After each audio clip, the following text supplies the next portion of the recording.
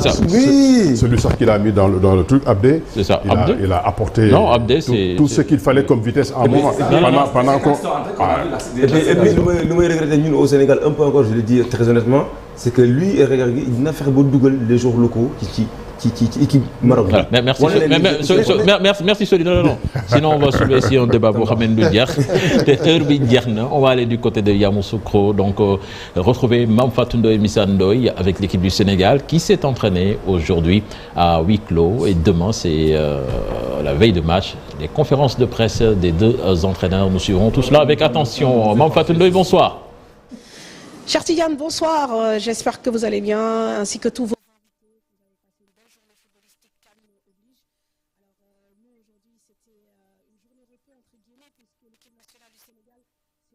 et à huis clos en attendant la conférence de presse de demain des 4 entraîneurs, veille de match de vendredi, Sénégal, Cameroun, Guinée, Gambie, des grosses affiches en perspective. Alors côté infirmerie, j'entendais notre ami Tala demander des nouvelles, mais comme on dit, pas de nouvelles, bonnes nouvelles. Et évidemment, Sabali ne s'est pas entraîné hier, ce n'est pas une nouveauté. Fodé Ballo-Touré toujours au trot, mais pas encore avec le groupe. Là aussi, ça a été précisé par Aliou Cissé. Voilà donc pour l'équipe nationale, on attend bien sûr demain d'échanger avec le sélectionneur. Aujourd'hui, nous avons vu un échange, un open press entre le sélectionneur de la Guinée et certains de ses joueurs avec la presse guinéenne. Donc voilà, le Sénégal en inspire d'autres puisque nous aussi, durant le regroupement, nous avions fait un open press avec l'équipe nationale. D'ailleurs, je vous propose d'écouter Kaba Diawara à propos de son effectif, le retour donc de Serhou Guirassy et Naby Keïta ou pas. Et évidemment, ce match très important contre la Gambie, parce que lui se souvient qu'en 8e de finale, donc en 2022, le Sili avait été dominé et éliminé de la compétition par les Scorpions. Il nous reste encore deux séances et c'est là justement, on parlait des blessés, c'est là où on va vraiment évaluer. On a le feu vert médical pour beaucoup d'entre eux, pour ne pas dire tous. Donc maintenant, c'est comment les garçons ils vont se comporter. Mais il ne faut pas oublier que ça fait 2 ans que je vous parle de groupe, de cohésion.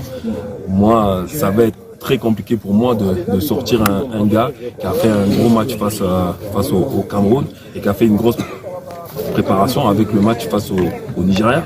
C'est vrai que ça comptait pas, mais c'est là-bas où je me suis dit on peut compter sur les gars et même s'ils sont jeunes, il faut les mettre. Donc ils ont bien répondu face au Cameroun.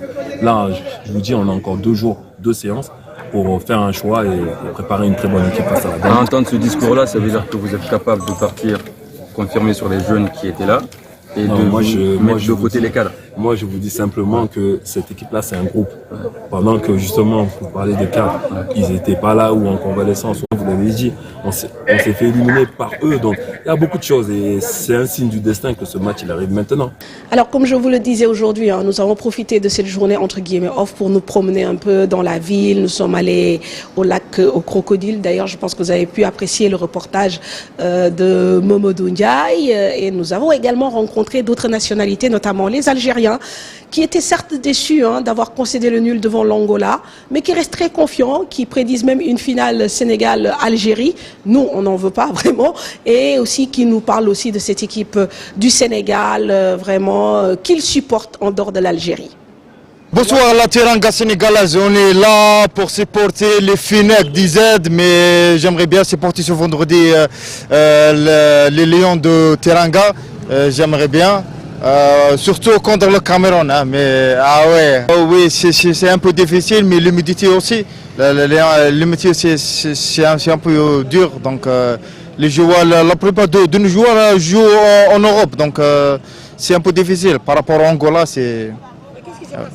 Mahrez, il joue pas bien en ce moment, mais peut-être. Il n'y a pas de changement de son poste. Donc j'aimerais bien, Inch'Allah, la finale, l'Algérie, Sénégal, bien. Oui. L'Algérie, c'est le cauchemar de Sénégal. Malgré Sénégal, 2e équipe. Pour nous les Algériens. Pour nous les Algériens. Les frères, les hommes. Nous j'aime bien le Sénégal. Okay. Parce que c'est un pays Éthiopie très belle et il y a fait des grands joueurs comme Sadio Mané, c'est un grand joueur, Nicolas Jackson et le défenseur Khalidou Koulibaly, c'est un grand joueur.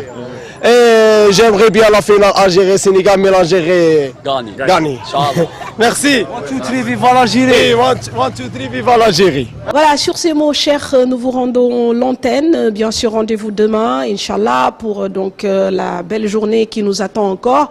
En remerciant notre partenaire, Kalimo Consulting Group, qui nous permet justement de travailler dans d'excellentes conditions et qui nous accueille ici avec tout le groupe Futur Média, tous les envoyés spéciaux du groupe Futur Média.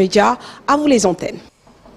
Merci Mame Fatou Ndoye. Donc au rendez-vous demain avec les conférences de presse des deux entraîneurs Aliou Cissé et Rigobert Song pour ce choc Sénégal contre le